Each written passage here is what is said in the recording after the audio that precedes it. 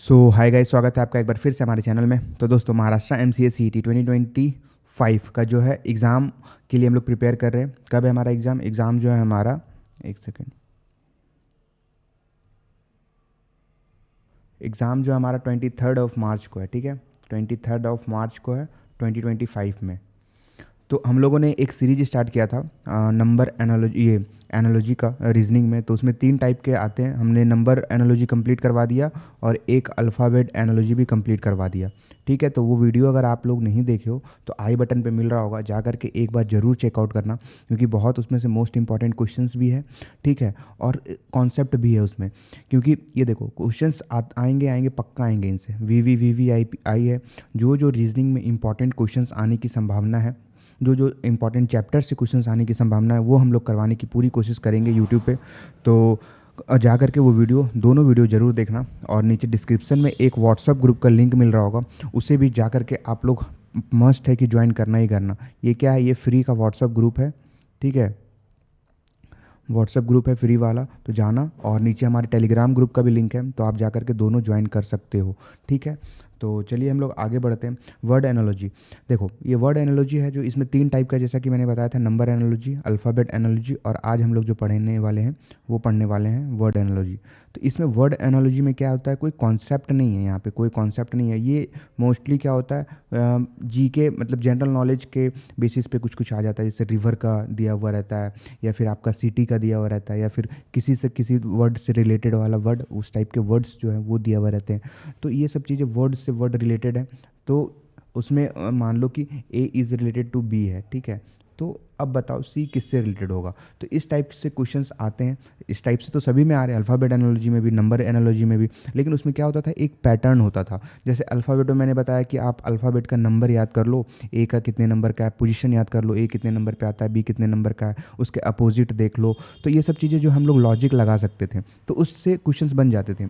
उसी तरीके से नंबर सिस्टम, नंबर एनालॉजी में भी, वहाँ पे भी आपको इसी टाइप से कुछ ना कुछ पैटर्न फॉलो करना पड़ता था। जैसे स्क्वायर रूट का पैटर्न हो गया, एडिशन सब्सट्रैक्शन का पैटर्न हो गया, प्राइम नंबर का पैटर्न हो गया। वो हमें कुछ लॉजिक लगाना पड़ता था, कुछ कि इसी के बेसिस पे लगेंगे। लेकिन वर्ड एनालॉजी जो है वो ऐसा नहीं है। तो अभी क्या होता है, किस टाइप से क्वेश्चंस आते हैं, क्या होते हैं, सब चीज़ अभी हम लोग बहुत अच्छे से देख रहे होंगे। तो चलिए आगे बढ़ते हैं। ठीक है, क्वेश्चंस भी देखेंगे इसमें। तो ये रहा हमारा फर्स्ट क्वेश्चन। ठीक है, ये हमारा फर्स्ट क्वेश्चन है। Select the option that is related to the third word in the same way as the second word is related to the first word. मतलब इससे ये जो रिलेटेड है ना, एजुकेशन रिलेटेड है स्कूल से, तो हॉस्पिटल जो है वो किससे रिलेटेड होगा, ये ऑप्शन में हमें बताना है। तो देख रहे हो वर्ड एनालॉजी में किस टाइप के क्वेश्चन आ रहे हैं, मतलब एक दूसरे से रिलेट करना है।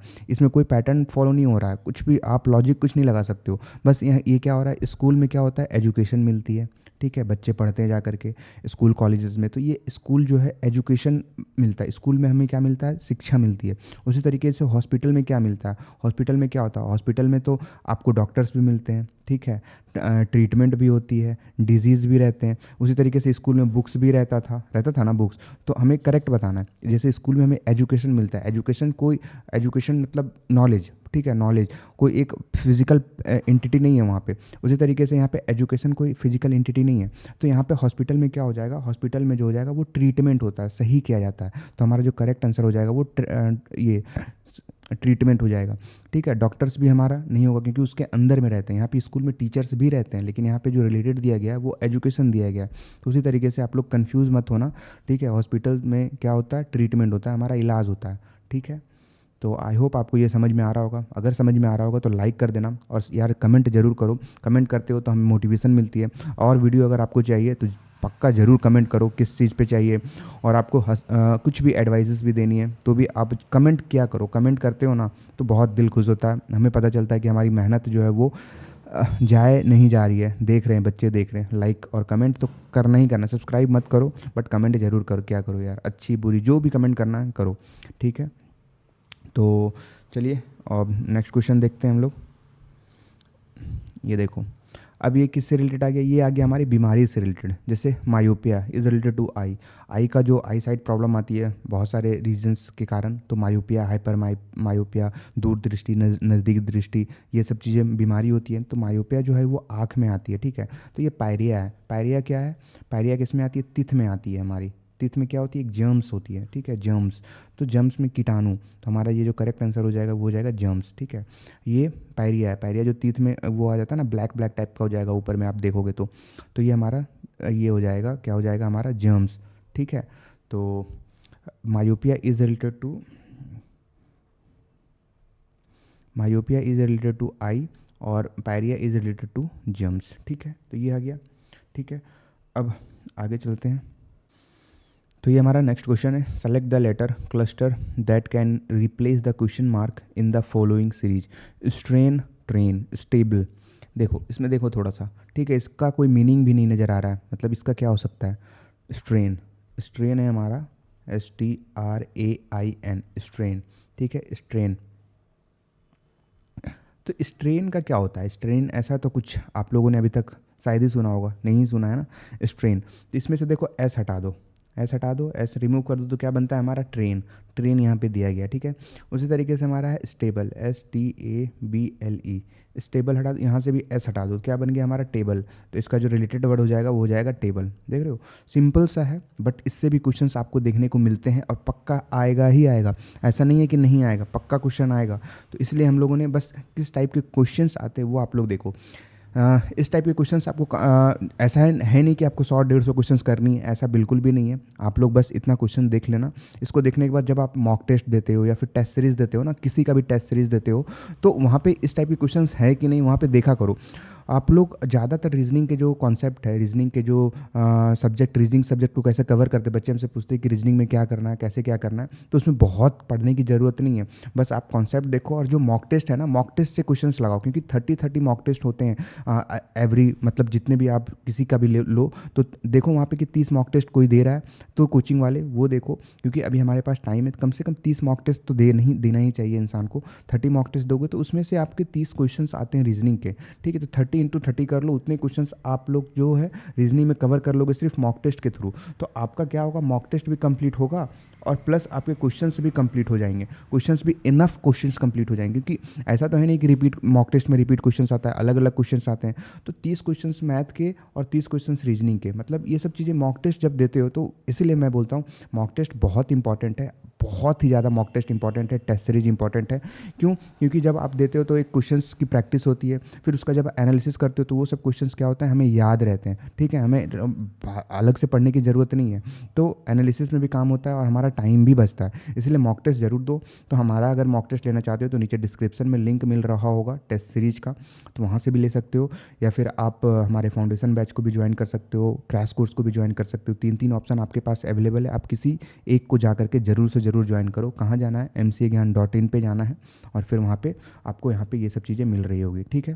तो ध्यान रखना, मॉक टेस्ट बहुत इंपॉर्टेंट है। अब बात करते हैं सेलेक्ट द नेक्स्ट क्वेश्चन की, ठीक है।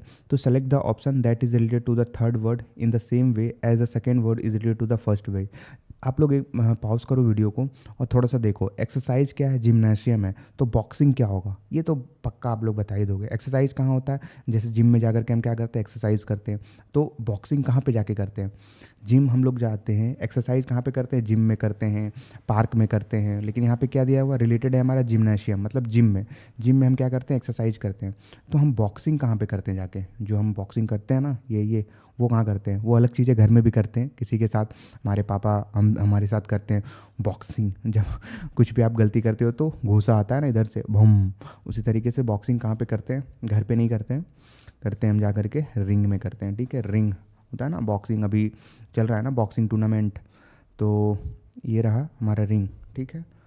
यहाँ तक अगर आया होगा तो नीचे ज़रूर कमेंट कर देना भैया। चलिए नेक्स्ट क्वेश्चन देखते हैं हम। Select the option in which the words share the same relationship as that shared by the given pair of words. Asia, China, ठीक है। बताओ इसमें क्या है, हमारा जो है चाइना एशिया की एक कंट्री है, ठीक है, एशिया की एक कंट्री है चाइना।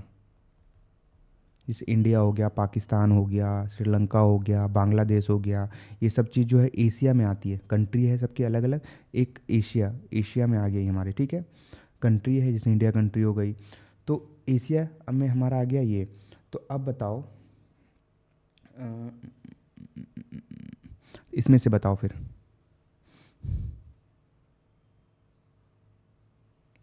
ठीक है, चाइना। तो यहाँ पे एशिया में और कौन, अंटार्कटिका नहीं आता, थाईलैंड, बैंकॉक, अफ्रीका। मलेशिया जो है हमारा एशिया में ही आता है, मलेशिया भी एक कंट्री है, एशिया में ही आता है वो भी, ठीक है।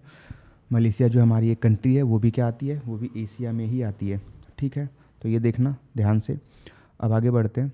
हमारा जो है Nagaland is related to Kohima in the same way, question छूट गया क्या, नहीं सही है।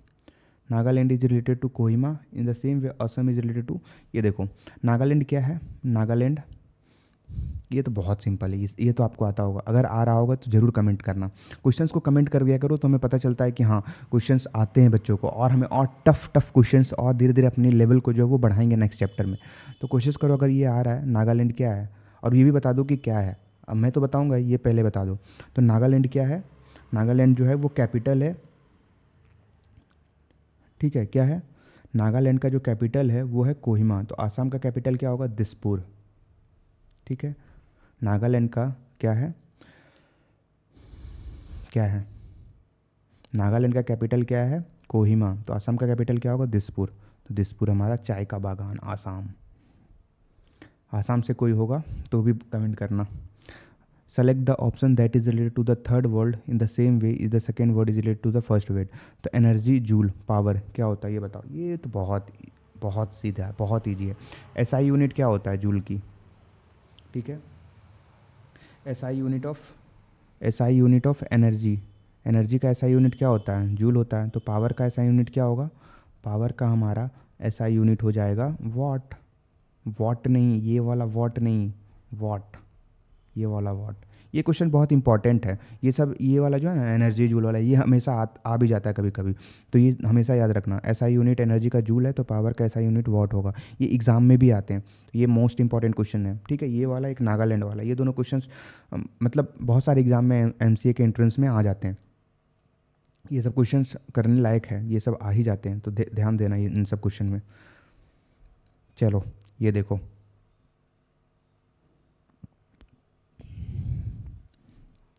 बीमारी से रिलेटेड है। हार्ट का जो बीमारी है उसको कौन ठीक करता है, ठीक है।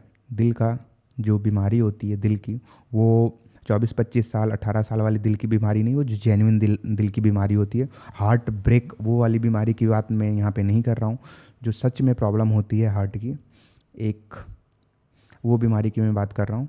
तो हार्ट की जो बीमारी की होती है वो कार्डियोलॉजी, हाँ पता है, दो लोग ठीक करते हैं, एक कार्डियोलॉजिस्ट ठीक करते हैं, एक लड़कियाँ भी ठीक करती है।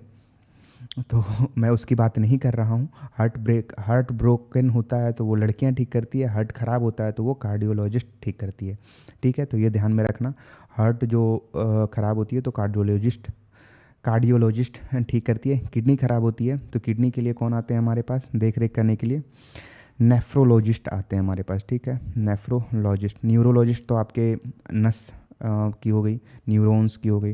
मतलब वो भी होता है वही नस वस की बीमारी के लिए, इसका मेरे को पता नहीं, ठीक है। नेफ्रोलॉजिस्ट होती है किडनी की, हार्ट के लिए कार्डियोलॉजिस्ट, किडनी के लिए नेफ्रोलॉजिस्ट, ठीक है। इतना ये इम्पॉर्टेंट है, ये बताओ, ये इंटरेस्टिंग है, ये तो आपको पता होना चाहिए, बच्चों वाली चीज़ है ये आपको पता होना चाहिए। ये बताओ, बहुत इम्पॉर्टेंट, नहीं पता। मून क्या है, एक मून क्या है, एक मून जो है एक सैटेलाइट है। अर्थ क्या है, एक प्लैनेट है, ठीक है, सिंपल सा, ज़्यादा दिमाग मत लगाओ इसके, ठीक है। Coach, player, captain, team, teachers, student, umpires, cricket, team, practice, ये क्या होगा बताओ।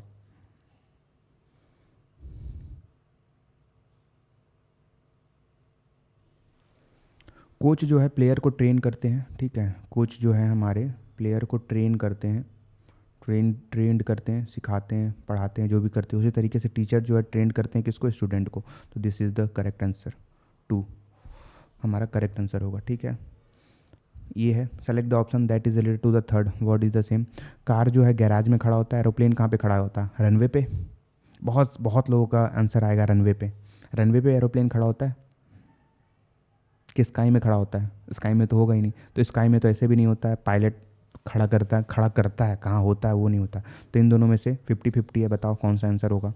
50-50 रनवे में खड़ा होता है क्या, रनवे में खड़ा होता है नहीं, हैंगर में खड़ा होता है, ठीक है, साइड वाले एरिया। रनवे में तो प्लेन लैंड और टेक ऑफ करता है वहाँ पे जा कर के, ठीक है। रनवे में ये यहाँ से हुई उड़ता है, फिर यहाँ से टेक ऑफ भी करता है, लैंड भी करता है, ठीक है। तो चलिए, और है नहीं है, तो हमारा जो है एनालॉजी का चैप्टर कंप्लीट हो गया। इसमें हम लोगों ने क्या क्या करवाया, नंबर एनालॉजी, अल्फ़ाबेट एनालॉजी और फिर आपका वर्ड एनालॉजी। यहाँ तक आपने अगर देखा, पूरी वीडियो देखा, तो कमेंट करना कि नेक्स्ट चैप्टर हम कौन सा लेकर के आएँ और लाना है कि नहीं लाना है, और अदर सब्जेक्ट्स के भी वीडियोज़ इस टाइप से चाहिए कि नहीं चाहिए, कमेंट्स ज़रूर करो। यहाँ तक पहुँचे हो तो लाइक और कमेंट तो करना ही, सब्सक्राइब मत करो लेकिन लाइक और कमेंट ज़रूर करो। और आपको कोई भी प्रॉब्लम आती है तो डायरेक्टली हमसे कांटेक्ट करो। और फिर अगर आपने अभी तक हमारे वो क्रैश कोर्स, फाउंडेशन बैच या टेस्ट सीरीज़, तीनों में से कुछ भी नहीं परचेज किया है तो जल्दी से जाओ, देरी मत करो, क्योंकि जैसे जैसे टाइम जाएगा और आपके लिए ही मुसीबत खड़ी होगी, ठीक है। तो आपको बहुत ही ज़्यादा सावधानी रखनी चाहिए और अभी से एक एक्शन लो, एक प्लान बनाओ और जा कर के वो कोर्स को खरीदो, ठीक है। और फिर अपना प्रैक्टिस जो है वो चालू कर दो। थैंक यू सो मच, मिलते हैं नेक्स्ट वीडियो में।